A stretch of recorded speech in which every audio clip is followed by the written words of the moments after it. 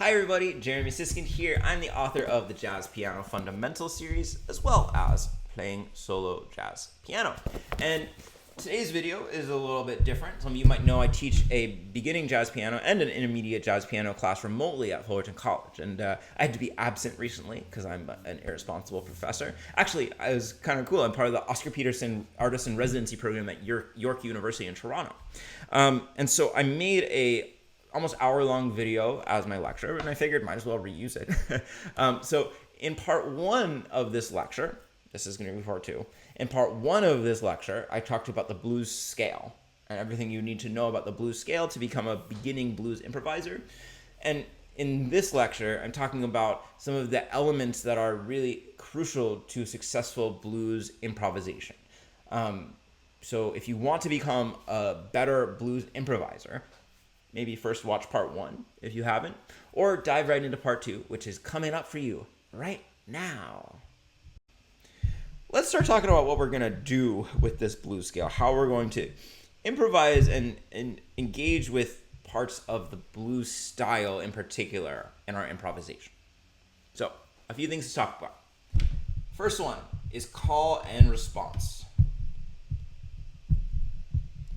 which I think we should just say is related to musical symmetry.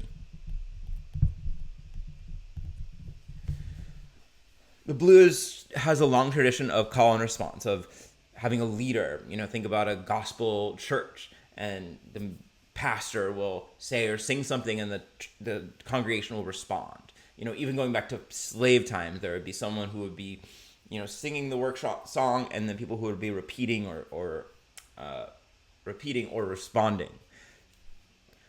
And so in a lot of types of jazz, but particularly in the blues, we love having the sense of call and response. Now, call and response could be part of the melody of the tune. It could be that the right hand of a pianist is making the call and then the left hand is playing the response. It could be that the pianist is making the call and the drummer is responding. And certainly if someone else is soloing, as a pianist, you want to be ready to give a response. Moanin' is a famous jazz tune that has a very traditional call and response.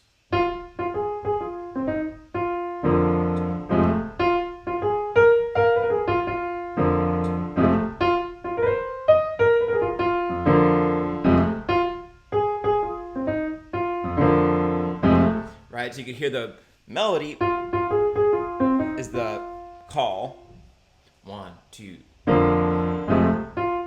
and then there's the response. And that response there is actually a relatively typical response. It's the Charleston, but instead of starting on beat 1, it's starting on beat 3. Ba ba da ba da ba 1, 2, 3, and 4, and 3 and 4. And so I recommend, as you start to improvise on the blues, to start to improvise either one measure call, one measure response,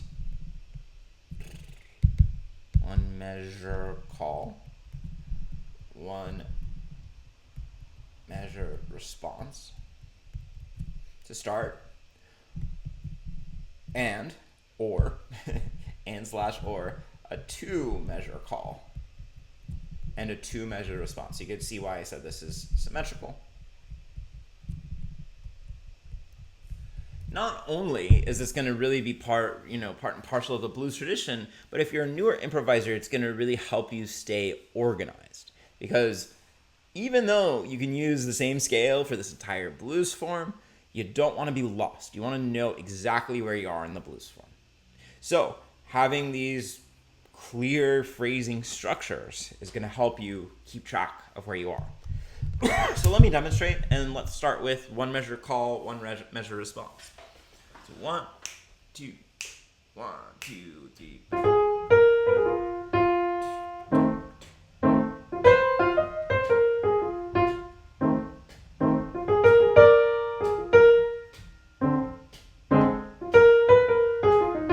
I'm just using the blues scale.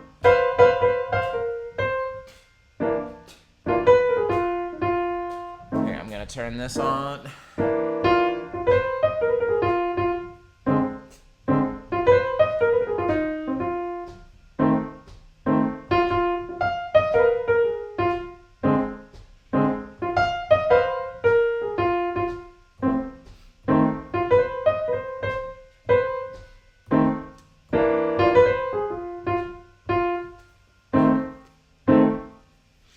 Okay, so one measure, and as we're doing this, you don't have to think of each measure as a prison cell where you have to stay exactly within that measure. You can play pickups, you can bleed a little bit into the next measure. And in fact, as we go into two-measure call, two-measure response, I always recommend that students bleed a little bit into the third measure of the phrase. So instead of stopping exactly after two measures, if you move into the third measure, the chord's often changing there, so it helps to bridge the harmony together. So let me show you a few two-measure call, two-measure response phrases. So 1, 2, 1, 2, 3, 4.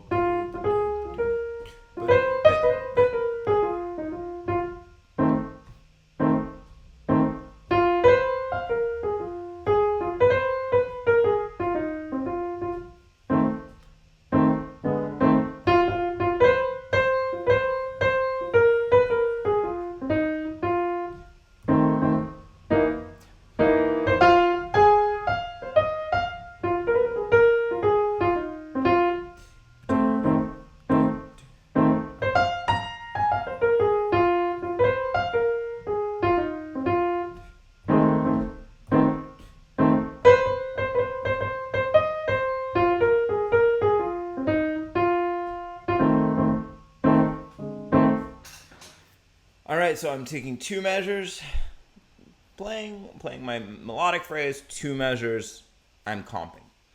Now, that's a lot of practice to get that right. But I want to give you a preview of where we might head. So listen to this. See if you can hear what's going on here. Just the phrasing is the only thing you need to pay attention to. I don't need you to listen to the scale, the chords, anything. Listen to the phrasing. 1, 2, 1, 2, 3, 4.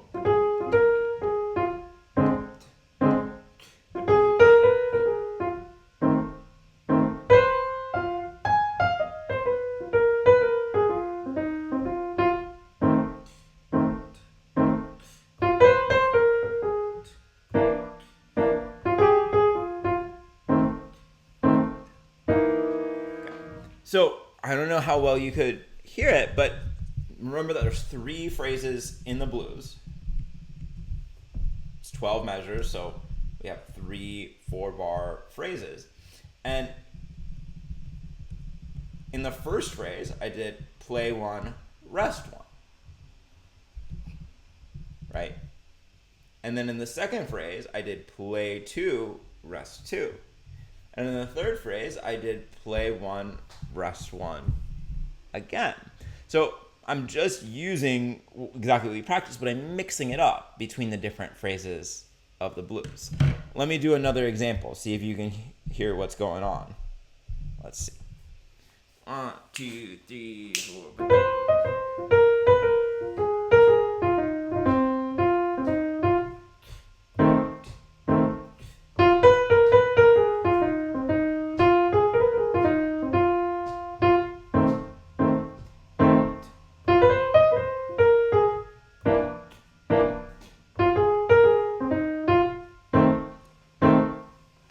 Okay, I bet that time you could hear it, even if you're a little bit less experienced. Now you know what you're listening for. So I did 2 out of the 3 phrases, were play 2, rest 2, and then the last one was play 1, rest 1. So we can mix up where we do these different things in order to create more variety in the phrase. All right, so call and response symmetry is going to be really useful in the blues. A second big principle is repetition. Huge in the blues. Listen to Duke Ellington's head for a piece called Pie Eyes Blues. It sounds like this.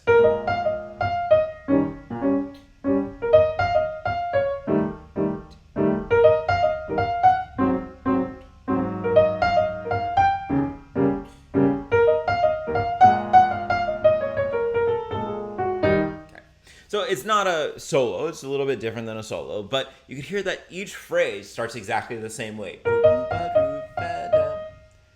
And it's just the last note or 2 notes that start changing. A little lower, and then up, and then up a little bit more, and then extend. And by the way, that's just the blues scale. that's playing down. So this idea of repetition is essential in the blues. And I like to think about two main types of repetition.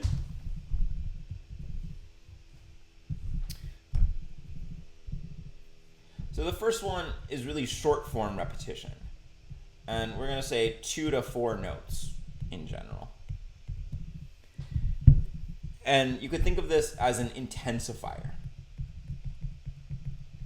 The blues is a very passionate, emotional art form.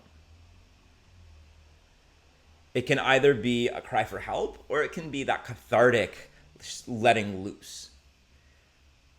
But either way, there's going to be a high level of passion. So what I like to think about here is somebody saying, I really, really, really miss you. Or, you know, I love, love, love, love you, right? Those little extra pokes. A great example is the Marvin Gaye song, Ain't No Sunshine While She's Gone. If you've ever heard that song, the bridge just goes, you know, you know, you know, you know, you know, you know, you know, you know, you know, you know, you know. Like, just this intensifier, repeating those words, you know, creating this incredible tension that then just bursts out at the end of the bridge. Here's a nice example from the jazz world. I'm going to play you a bit of Charlie Parker's really famous solo from the tune Now's the Time. He plays...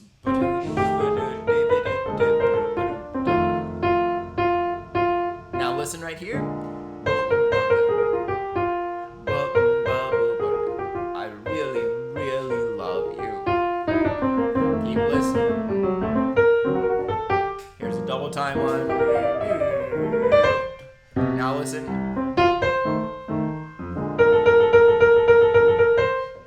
I really, really, really, really, really, really, really need you now.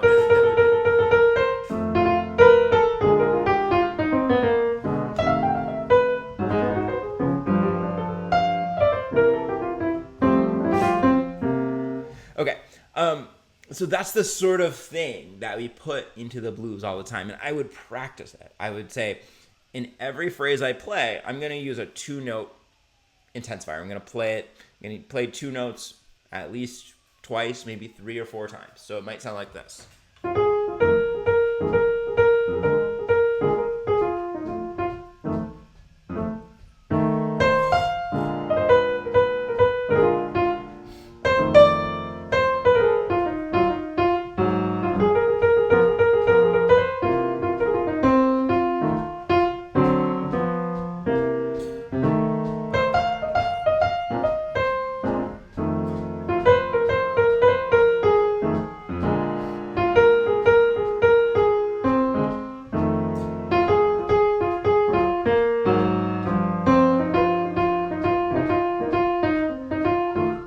You could try 3 or 4 note intensifiers. Another ambulance, I promise I'm okay.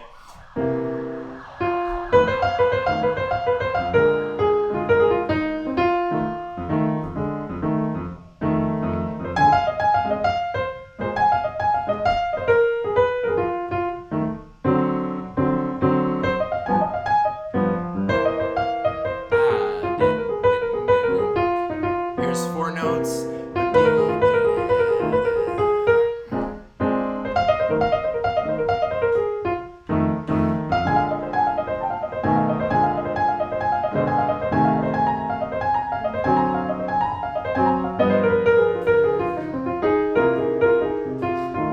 So you can see how I'm overdoing it now, but that sort of thing is really common in the blues, and it really helps make your blues solo sound passionate. So those are short form intensifiers, but we can also have long form phrase repetitions, like in that Duke Ellington piece where a phrase is exactly or almost exactly repeated.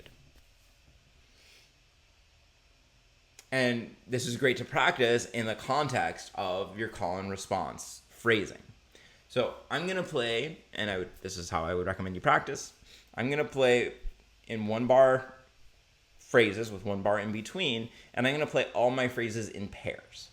Not only is this good for the blues, but it's a great improvisation exercise because it forces you to really deeply pay attention to what you're playing.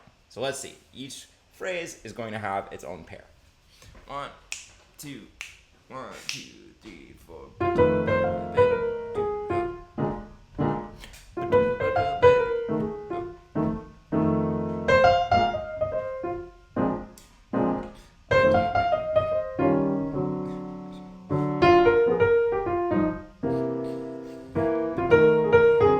I'll do one more chorus like that.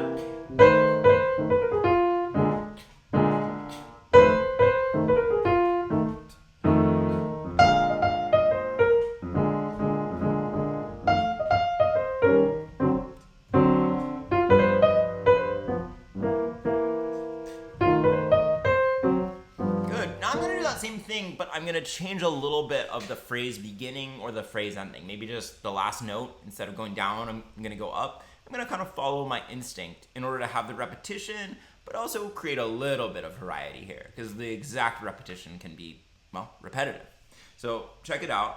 1, 2, 3.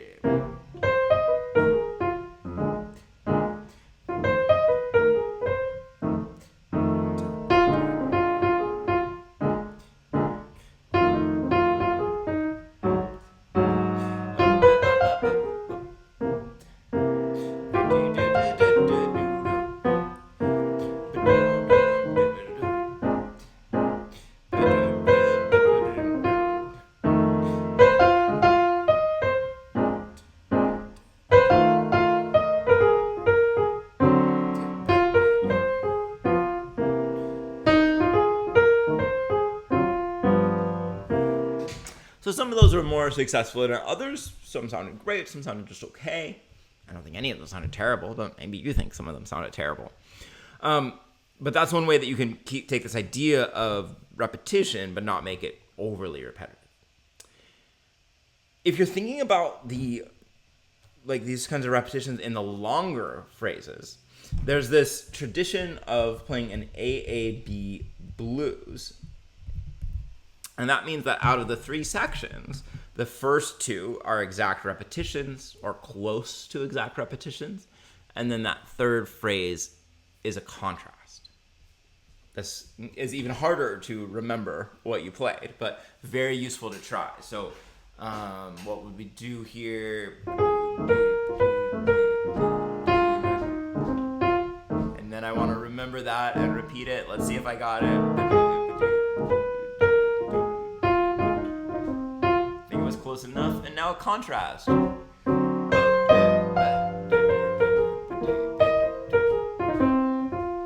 Let's do one more.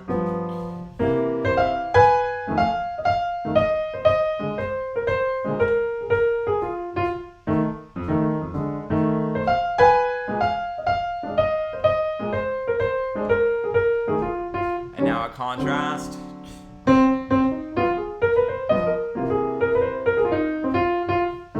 A great exercise if you're newer to improvising and newer to the blues. What's lovely about the AAB blues is it's going to keep you on track with the form, because you're playing these 3 phrases, each with a particular script, right? One as the first phrase, one is the repetition, and then one is the contrast. So this is a great way to get started improvising on the blues. Here's a question, which is like, okay, if I'm actually improvising at a gig, am I improvising a lot of AAB blues forms? I guess the honest answer would be no. Usually it's a little bit more spur of the moment, stream of consciousness than that. But sometimes, occasionally, we might improvise an AAB blues form. I think it's probably more useful as an exercise than to actually improvise on a gig. You will find a lot of jazz and blues melodies are in that AAB blues form. Okay, so we've got our call and response, our symmetry. We've got our repetition, both short form and long form. And I think the last thing I want to talk about right now is inflection.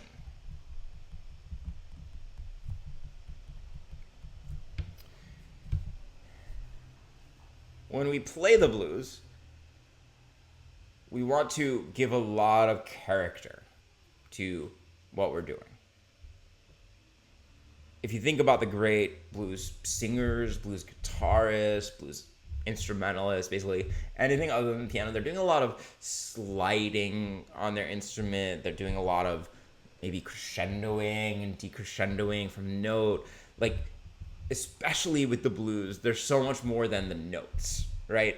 Of course, there's the indescribable feeling that you put in, but there's that in-between thing of like, how exactly are you playing each of the notes? And I've got two main things. Only two? No, I've got three things that I want to talk about in terms of inflections on the piano. Some of them are probably already familiar.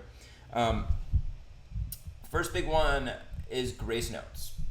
I use a ton of grace notes when I'm doing blues improvisation. So watch my fingers as I play.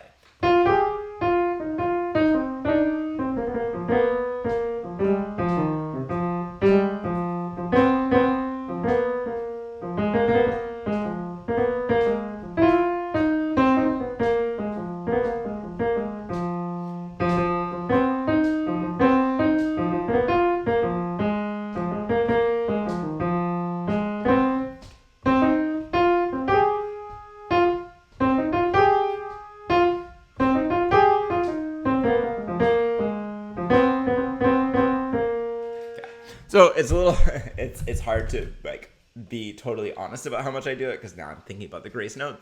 Hopefully you saw and heard me use a lot of grace notes. It's really part and parcel of that blues tradition. Grace notes are usually going to be a half step below the main note, and especially in the blues, we can have some overlap between the grace note and the main note. Because these are really simulating a pitch bend. They're not meant to be separate. They're meant to be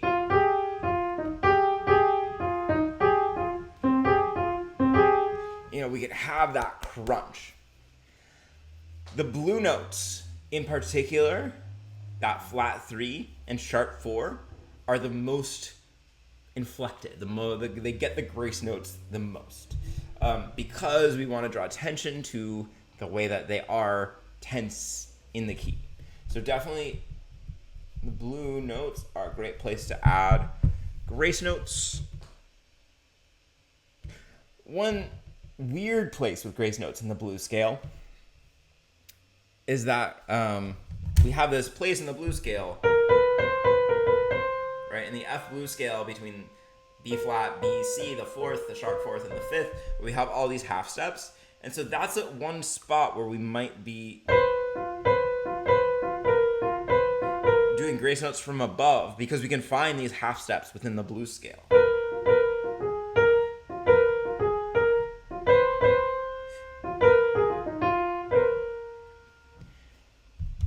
I get the question frequently, can I slide off a black key to a white key to create a grace note? And I think there is some tradition of doing that in blues and boogie woogie piano. I don't, because I'm a sophisticated, refined piano. I just find that I don't have the control that I want to have. And of course that also determines where you can have grace notes. And I want to be able to play in any key more or less equally. And so for instance, in F blues, I want to be able to make a grace note from G to A flat, where it's a white key leading up to a black key. So personally, I don't. Does that mean no good jazz pianists do? Yeah, I mean, probably some do. And probably there's some settings, if you're playing really fast, maybe that you slide off the keys. But personally, I'm not into it. Okay, grace notes. Second thing is turns. So stereotypical of the blues piano tradition. So let's take this blues scale and let's put in a few. So here's an example of what I'm referring to as a turn. We're going up one note in the scale, coming back through the original note, and then continuing down in that blues scale. Here's another example in the blues scale. you could really put a turn just about anywhere, I think, within the blues scale.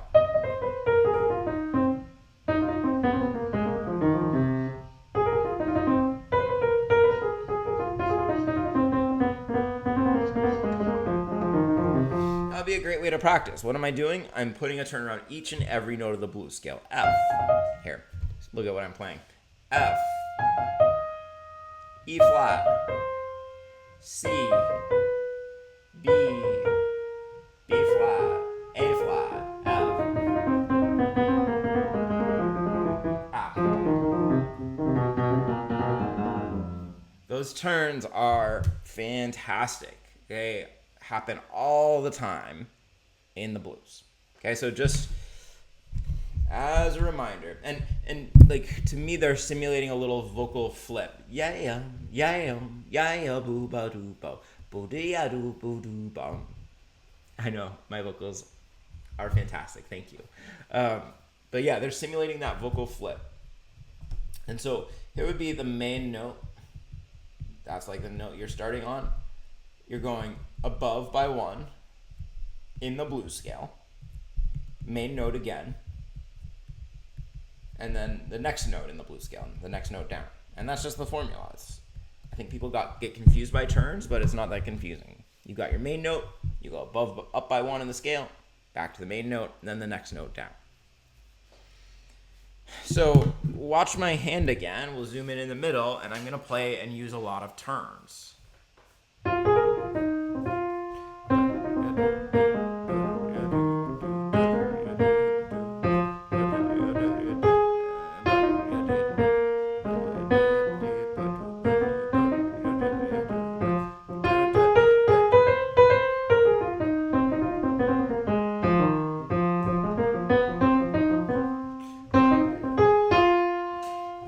See, they're the water that you're swimming in as a blues pianist, happening all the time. Which brings us to our third blues inflection device, which is also part of the water I think you should be swimming in as a blues pianist, which is double notes. All right, double notes are well, it's easier to hear them and.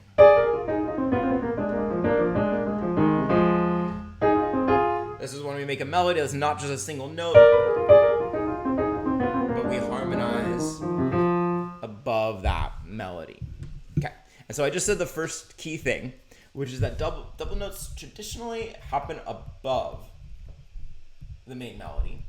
They're often held, like, by which I mean while the lower melody is moving, you're holding that double note with your pinky.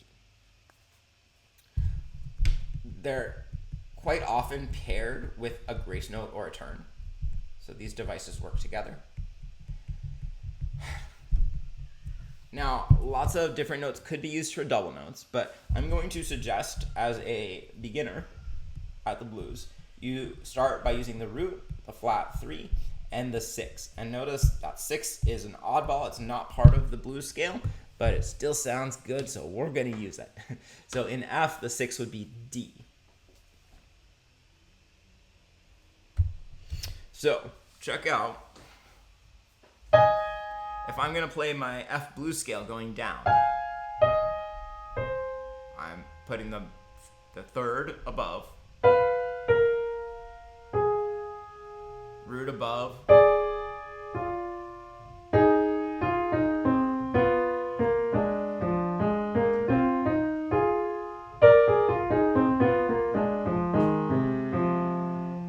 those 3 notes to harmonize every single note.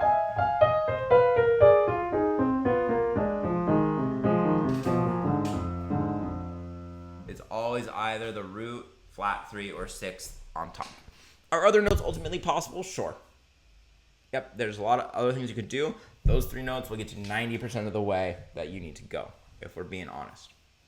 All right, let's see. So, now I want to show you this kind of fancy way to practice combining turns and double notes. And this is going to take just a little bit of notation power, so excuse me, I'll try to say something interesting while I write. So, how are you guys doing today?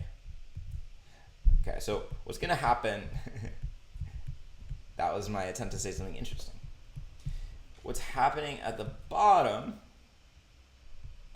is the blues scale using turns. And so I'm doing turns around the 7th, around that sharp 4, flat 5, and around the 3rd. And then on top, I'm doing just what I told you to do. I'm putting the 3rd, the root, and then the 6th. And what I'm writing now in this red is showing you that you could keep descending by octaves, but keep playing the same thing.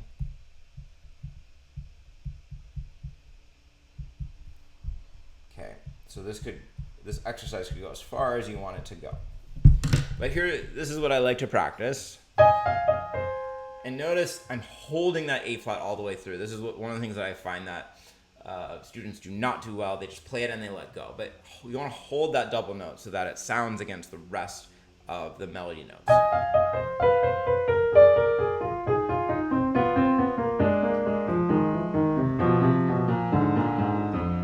Okay.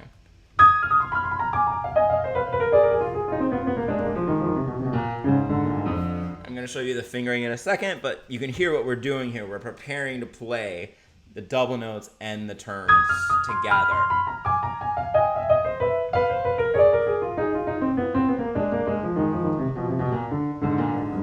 And if you're up for it, there's kind of a cool rhythm you can do with this. I'm not going to notate it because notating this is going to make it more complicated, but listen, I bet you some of you can feel it, some of you probably can't, but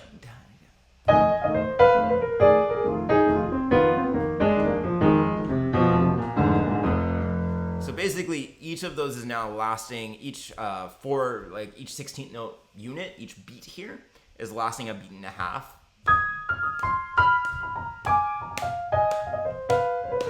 This is very Oscar Peterson. He'll go like that.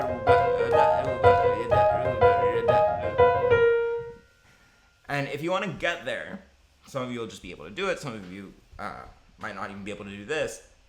You can practice the first and last notes of the turn as a quarter and then 8th note.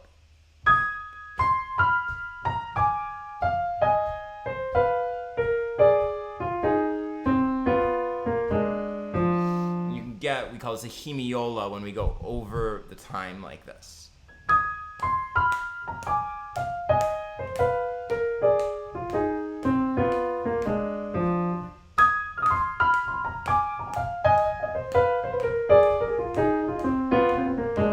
So that forms the outline, and then you just have to fill in the turn. Of course, easier said than done. Now, the other important thing that's going to make your version of this sound better or worse is the fingering. And so it's really important to flip your 2 and 5 over your thumb and not just simply move your hand. So here's what you don't want to do. Let's see. I will start here.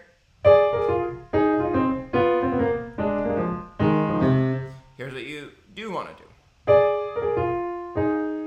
See how my thumb is holding while my fingers pivot.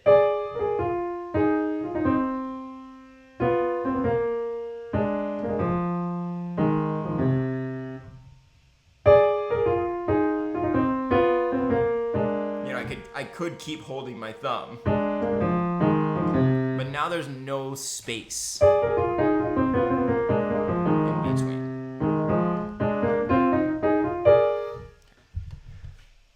A question you might be having that I'm having is like, can you do the same thing going upwards? I cannot. For me, this is like totally a downwards thing, partially because turns naturally lead us down. And I think there's also just a hand-shaped thing about the way our hand wants to move. Not to say that somebody smarter than me hasn't figured it out. But the inflection is also downward. Like, there's not an equivalent inflection that I'm aware of that's like, ba, ba, ra, that goes the other way. So the fingering is just really simply going to be 2, 3, 2, 1, 5 on top, 2, 3, 2, 1, 5 on top,